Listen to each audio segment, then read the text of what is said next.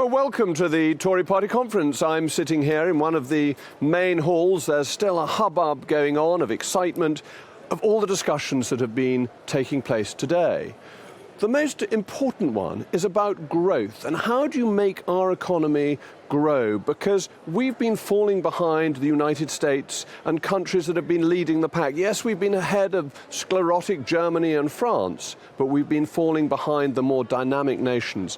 And this matters because if we have economic growth, we all become better off, and we allow people to achieve their natural human ambition of ensuring that their children and their grandchildren are more prosperous than they are.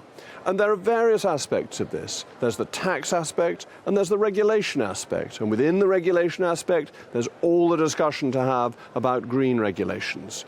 But let's focus on tax, because that's where Liz Truss, the former Prime Minister, made most of an impact earlier on today. And she really stated a conservative case, a case that Jeremy Hunt would not disagree with. But of course, you can't expect a Chancellor to announce tax cuts anywhere other than in the House of Commons. So it may be that better news will come from him. Wait and see, hold your breath. But let's talk about the rationale for tax cuts and for a more efficient tax system. Because there are efficient and inefficient taxes. What does the government aim to do? Well, it has to raise money from taxpayers to pay for public services, defence of the realm, the police, welfare, pensions, the health service, in a way that is the least economically damaging. And some taxes are more economically damaging than others. Income tax and VAT, or sales taxes, are efficient, pretty much seamless taxes because they're paid from things that have to happen. You have to be paid. Unless tax is so high, you become a volunteer. And the money that is taken by the state is taken at a point at which you receive it. So you don't have to do anything else other than allow the transaction to take place.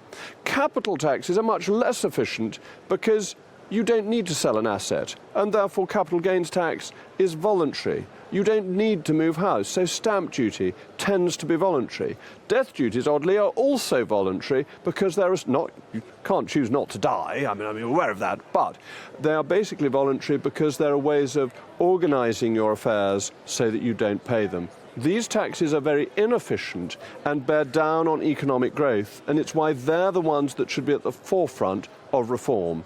Why are death duties so inefficient? Well, they encourage people to distort the allocation of capital. And the allocation of capital, investment, is what leads to economic growth. But you're discouraged from investing in the stock market and encouraged to invest in farmland because of death duties. This is extremely inefficient and stops the economy from growing. But our whole tax system has become sclerotic and complex because the government wants people to do things it thinks are good rather than allowing people to choose for themselves. But you, ladies and gentlemen, understand that you make better choices for yourself than I can for you or that ministers can for you. So you want to restore personal choice by having lower taxes and a more efficient tax system.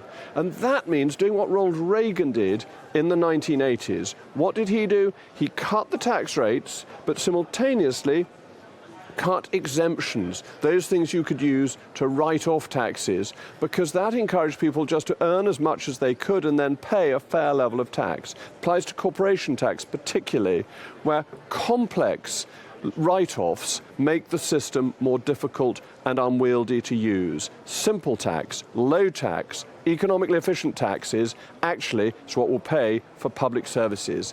That's what Liz Truss and I were talking about earlier.